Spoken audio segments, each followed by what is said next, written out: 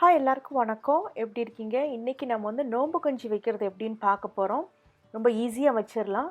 இதில் இன்றைக்கி நம்ம சிக்கன் சேர்த்து பண்ண போகிறோம். நீங்கள் வந்து சைவ கஞ்சி வைக்கணுன்னா அதில் சிக்கனை மட்டும் ஸ்கிப் பண்ணிட்டீங்கன்னா அது இந்த அசைவ கஞ்சி இல்லாமல் உங்களுக்கு சைவமாக கிடச்சிரும். நாம் இதில் நிறைய இன்க்ரீடியன்ட்ஸ் சேர்க்க போகிறோம். அதனால் இன்க்ரீடியன்ட் லிஸ்ட்டை நான் முன்னாடியே நான் அதில் கொடுத்துட்டேன், பார்த்துக்கிறேங்க. ஏன்னா நிறைய பொருட்கள் சேர்க்குறனால உங்களுக்கு மறந்துடக்கூடாதுங்கிறக்காண்டி முன்னாடியே கொடுத்துருக்கேன். இதில் நல்லா ஃபுல் பேக்காக இருக்கும். இதில் ப்ரோட்டீனுக்கு வந்து பருப்பு சேர்க்குறோம், சிக்கன் சேர்க்குறோம், வெஜிடபிள்ஸ் நிறையா சேர்க்குறோம், அப்புறம் வெந்தயம் சேர்க்க போகிறோம். உடம்புக்கு ரொம்ப குளிர்ச்சி அது. அப்புறம் இதில் பருப்பு இருக்க வாயு எடுக்கிறக்காண்டி முருங்கைக்கீரை சேர்க்க போகிறோம். அதனால இதில் எல்லா இன்க்ரீடியமே ஒவ்வொரு இன்க்ரீடியமே ரொம்ப முக்கியம் இந்த கஞ்சிக்கு. அதில் ஒவ்வொரு இன்க்ரீடியண்ட்டாக சேர்க்கும் போது நான் இதில் டைட்டில் போட்டிருக்கேன், பார்த்துக்கிறேங்க. இங்கே நான் வந்து பாஸ்மதி ரைஸ் எடுத்திருக்கேன். இதையும் அப்புறம் மூங் தால் இருக்கு இல்லையா, அதையும் எல்லோ மூங் தாலையும் கொஞ்சம் நல்லா கழுவிட்டு ஒரு அரை மணி நேரம் ஊற விட்டுருங்க. இப்போ நம்ம குக்கரில் தான் நம்ம இந்த கஞ்சி வைக்க போகிறோம். முதல்ல இங்கே நான் எண்ணெயையும் ஊற்றிருக்கேன். இது மாதிரி பட்டரை போட்டு நான் மெல்ட் பண்ணிக்கிற போகிறேன். பட்ரு மெல்ட் ஆனவுடனே நம்ம எடுத்து வச்சுருக்க ஸ்பைசஸ் இருக்கு இல்லையா, பே லீஃப், சின்னமன், கார்டமம், க்ளோவ்ஸ், அதை எல்லாத்தையும் சேர்த்துக்கிறோம். பட்டை, கிராம்பு, ஏலக்காய், அதுக்கப்புறம் சீரகத்தையும் நம்ம சேர்த்துக்கிறோம். சீரகத்தையும் சேர்த்ததுக்கப்புறம் நம்ம வெந்தயம் எதுக்குன்னா ரொம்ப உடம்பு சூடாகிறதுக்காண்டி, குளிர்ச்சிக்காண்டி நம்ம வெந்தயம் சேர்த்துக்கிறோம். கார்லிக் வந்து ஒரு 4 பல்லு நான் எடுத்து வச்சுருக்கேன், அதையும் சேர்த்துக்கிறேன். அதுக்கப்புறம் பச்சை மிளகா சேர்க்குறேன். பச்சை மிளகா சேர்த்திங்கன்னா நல்லா காரமாக இருக்கும் இந்த கஞ்சி, அதுக்காகத்தான். இதுக்கு நல்லா காரமே கொடுக்கும். அதுக்கப்புறம் வெட்டி வச்சுருக்க வெங்காயத்தை சேர்த்து வதக்குறேன். வெங்காயத்தை எந்த அளவுக்கு நம்ம வதக்கணும்னா லைட்டாக டிரான்ஸ்பரண்ட் ஆகிற அளவுக்கு நீங்கள் வதக்கணும். அது லைட்டாக டிரான்ஸ்பரண்ட் ஆன உடனே நாம் அரைச்சி வச்சுருக்க இஞ்சி வெள்ளைப்பூடு பேஸ்ட் இருக்குல்லையே, அதை இதில் சேர்த்துக்கலாம். அதை நல்லா சேர்த்து வதக்குங்க. அந்த இஞ்சி வெள்ளைப்பூடில் பச்சை வாசனை லைட்டாக போகணும். போனதுக்கப்புறம் நம்ம வெட்டி வச்சுருக்க தக்காளி பழத்தையும் இதில் சேர்த்துக்கிறோங்க. தக்காளி பழம் நல்லா மசியணும், அதுக்காண்டி நம்ம இதில் கொஞ்சம் உப்பு சேர்த்துக்கலாம்.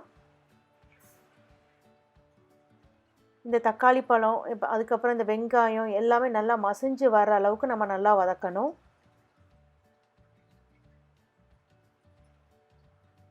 இப்போ வந்து பாருங்கள், தக்காளி பழம் நல்லா மசிஞ்சிருச்சு.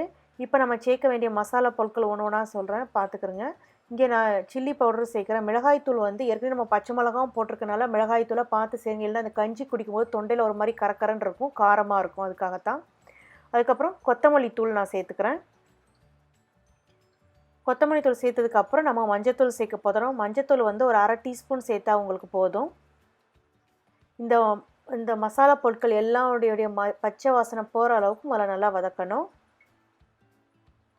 இப்போ நல்லா வதங்கினதுக்கப்புறம் நம்ம கழுவி வச்சுருக்கோம் இல்லையா, அந்த சிக்கன் வந்து போன்லெஸ் பீஸாக எடுத்துக்கணும். இது மாதிரி சிக்கன் குட்டி குட்டி பீஸாக கட் பண்ணிவிட்டு அதை மஞ்சத்தூள் போட்டு நல்லா மிக்ஸ் பண்ணி மேரினேட் பண்ணி ஒரு அரை மணி நேரம் ஊற விட்ருங்க.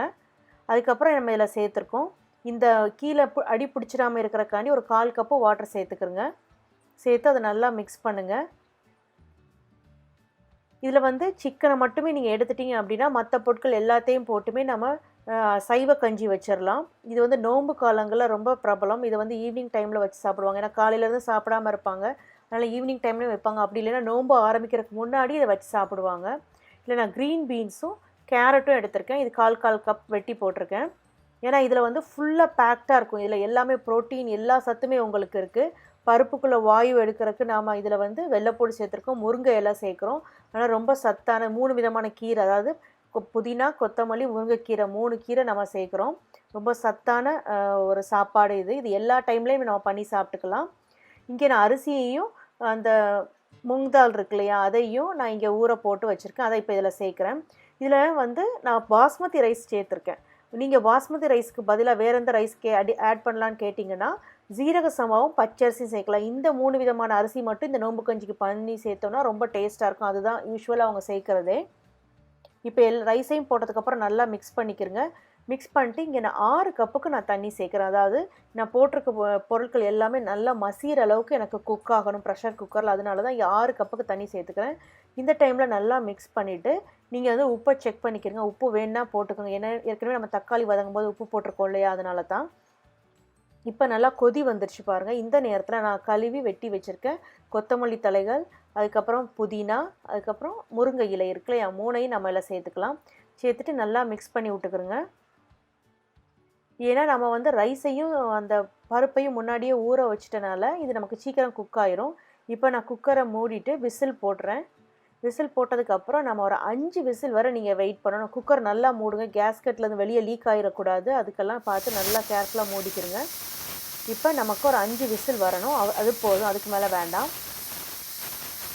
குக்கரை நல்லா க்ளீன் பண்ணி வச்சுக்கிறோங்க, அப்போ தான் அந்த தண்ணி லீக் ஆகாது, விசில்லாம் கரெக்டாக வரும். குக்கர் எப்படி க்ளீன் பண்ணுற வீடியோ ஏற்கனவே நான் போட்டிருக்கேன், அந்த மெயின்டெனன்ஸ் டிப் நீங்கள் பார்த்துக்கலாம். இப்போ ப்ரெஷர் நல்லா டவுன் ஆன பிறகு ஓப்பன் பண்ணுங்கள். ஓப்பன் பண்ணி பார்த்தோம் அப்படின்னா இப்போ நமக்கு இப்போ கிளறி விடும்போது பாருங்கள், அந்த ரைஸ் வந்து நல்லாவே மசிஞ்சிருச்சு பாருங்கள், உதிரியாகவே இல்லை, நல்லா கொலன்னு மசிஞ்சிருச்சா. இந்த நேரத்தில் நான் எடுத்து வச்சுருக்க தேங்காய் பால், நல்லா திக்கான பால் இருக்கு, அதில் வந்து 3 கப்பு நான் இங்கே சேர்க்குறேன். இது வந்து நமக்கு நல்ல ஸ்வீட்னஸ் கொடுக்கும், அந்த கஞ்சி பதத்துக்கும் நமக்கு இதை கொண்டு வந்துடும். நீங்கள் தேங்காய் பால் சேர்க்க வேண்டாம்னா முன்னாடி நீங்கள் தண்ணி சேர்க்கும் போது எக்ஸ்ட்ராவாக தண்ணி சேர்த்துருங்க, அவ்வளோதான். சேர்த்துட்டு நீங்கள் இறக்குனா போதும். தேங்காய் பால் வேண்டான்னு நினைக்கிறவங்க, ஏன்னா தேங்காய் பால் சேர்த்தோன்னா எக்ஸ்ட்ரா நமக்கு டேஸ்ட் கொடுக்கும். இதை வந்து லைட்டாக ஒரு கொதி வந்ததுக்கப்புறம் அடுப்பை திருப்பி ஆன் பண்ணுங்கள். ஆன் பண்ணி இந்த மாதிரி லைட்டாக பாயில் ஆக வந்ததுக்கப்புறம் அடுப்பை ஆஃப் பண்ணிட்டு நீங்கள் சர்வ் பண்ண ஆரம்பிச்சிடலாம். இப்போ நமக்கு ரொம்ப அருமையான ஆத்தென்டிக் ஸ்டைலில் நம்ம வந்து கஞ்சி ரெடி பண்ணிட்டோம். இதை ட்ரை பண்ணி பாருங்கள். பார்த்துட்டு உங்கள் கமெண்ட்ஸை சமையல் விருந்தில் போஸ்ட் பண்ணுங்கள். இந்த வீடியோ உங்களுக்கு பிடிச்சிருந்தா லைக் பண்ணுங்கள், சேனலை சப்ஸ்கிரைப் பண்ணுங்கள். நம்ம இன்னொரு வீடியோவில் பார்க்கலாம். நன்றி, வணக்கம்.